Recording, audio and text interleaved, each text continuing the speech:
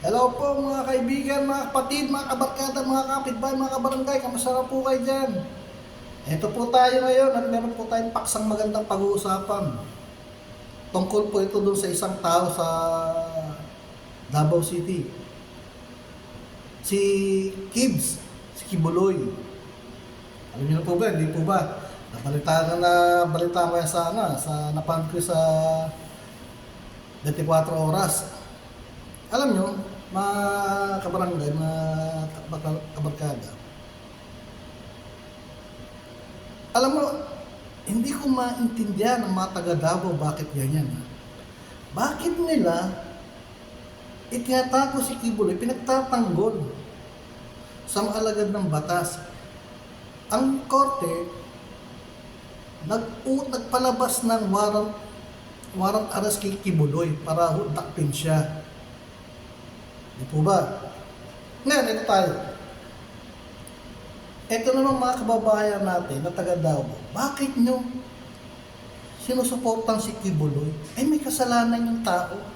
Kaya nga siya inaaresto dahil may kasalanan siya. Diba?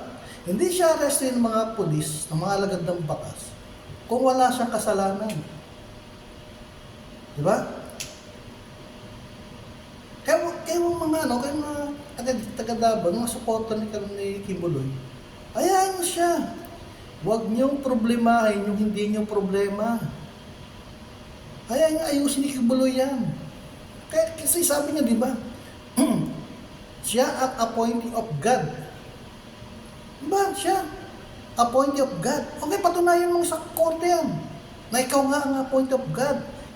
Hindi kami, pag kami namatay, hindi kami nakakapasok sa kanila, hindi kami dumadaan sa inyo, sa'yo. O ngayon, ikaw naman, hindi ka makakapasok sa Bilibid Prison kung hindi ka dadaan muna sa korte. Bago ka makadaan sa Bilibid Prison, dumaan ka muna sa korte at bago kayo makarating doon. Ando doon, hinihintay ka ng Diyos-Diyosan mo. Maraming Diyos doon. Diyos ko po.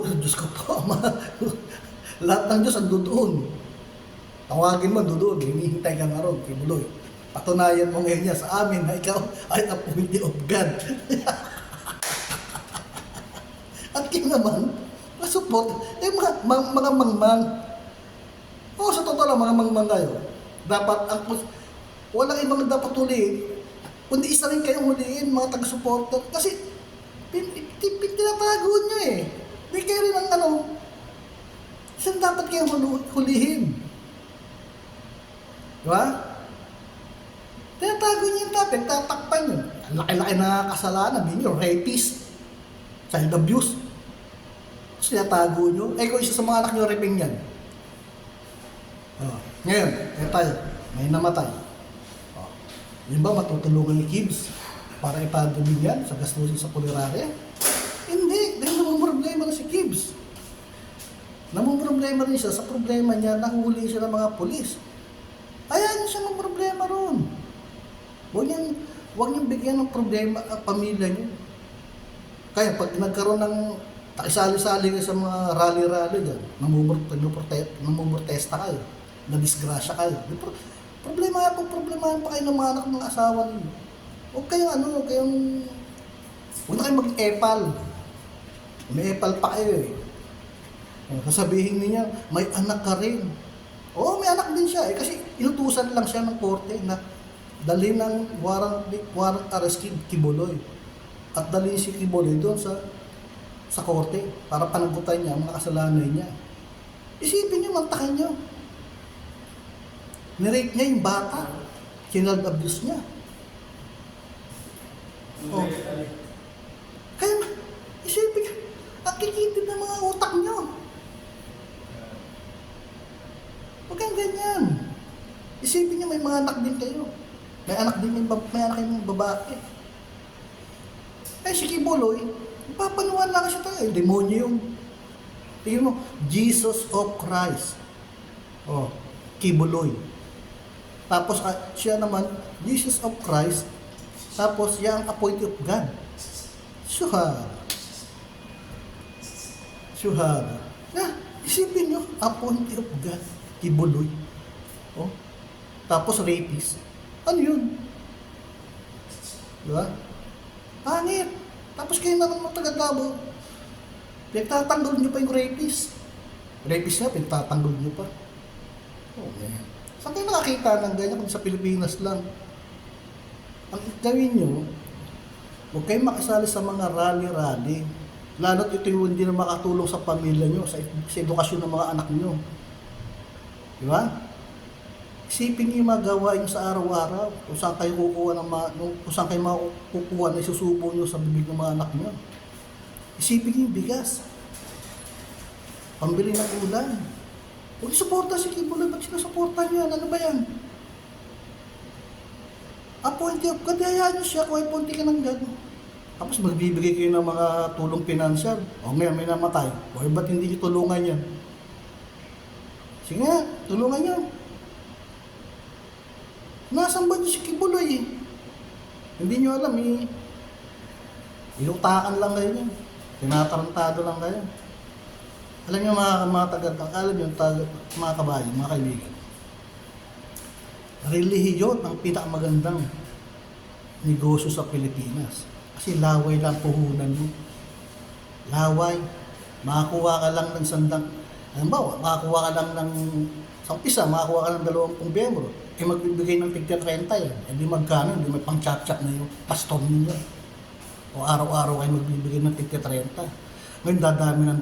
Ilang linggo, buwan, ara, taon. Oh. Eh pag dumami yan, libo-libo na yan. Oh. Di ba? Tanungin ko kayo, ano trabaho ni Kibuloy? Ano trabaho niya? Oh. Yun nga, lahoy lang pinuhunan niya eh. Yung pinagagawa niya ng mansyon, eh, pera ninyo, galing sa bulsa ninyo. Yung susubo ninyo sa anak ninyo, binigay niyo pa kay Kibuloy. Isipin niyo nga yun. Di ba? O ngayon, dinuhuli niya si Kibuloy dahil may kaso. Ngayon, tatanggol na. Isipin niyo yung mga anak niyo, huwag kayo makikisara sa mga rally-rally. Sa bandang huli, kayo rin problema. Pag nadisgrasya kayo, sasagutin ba kayo ni Kibuloy? Hindi, mapapahamak pa kayo. Kayo ang kawawa sa bandang huli. Nadisgrasya ka na, nagasusan pa kayo. Kaya huwag makisali, hayaan siya. At huwag kayo maniniwala sa mga pulaang propeta na nagpapayag ng salita ng Diyos. Ang gawin ninyo, sa bahay ninyo, manalangin na lang kayo. Diyan kayo sa bahay niyo, manalangin. Yun, ganun lang. Oh. At hindi na kayo pumunta ng simbahan eh. Oh, hindi pa kayo nagasusan. Eh, Kibuloy, mag-aabuloy kayo. 50. Eh, ibig sa pambili ng bigas ng mga anak niyo yan. Ay, may susubo nyo. Binigay nyo pa kay Kibuloy. Tapos ito naman si Kibuloy, pag naipon yung mga 50 niya, ilang libo kayo. O, sa loob ng isang taon, magkano yun? Milyon yun. Eh, isipin, talaga. Huwag kayong magpapanwala sa mga bulaan. Diba? Isipin niyo yung pamilya niyo kung paano niyo mapapatapos ang pag-aaral. Ganun yun ang gawin niyo. At manalangin kayo sa inyong tahanan na lang sa inyong bahay. Kung gusto niyo, magsimba kayo. Kaya kayo. Sabi, Kingdom of Jesus Christ, Kibuloy. Kaya ano yun? Tapos yung appointee of God, hindi si Kristo. Kaya ano yung Kingdom of God? Kingdom of Jesus Christ. Ano yun? Tapos kids. Isipin niyo, mindset lang, mindset. Mindset. Paano kayo? Oh, sana may natutunan kayong aral sa sinabi ko. Ano po? Isipin po natin yung pamilya na lang natin. Huwag na po tayo makialam dun sa mga rally-rally na at bandang ulit tayo rin yung problema. Okay po? Maraming pong salamat. Bye-bye!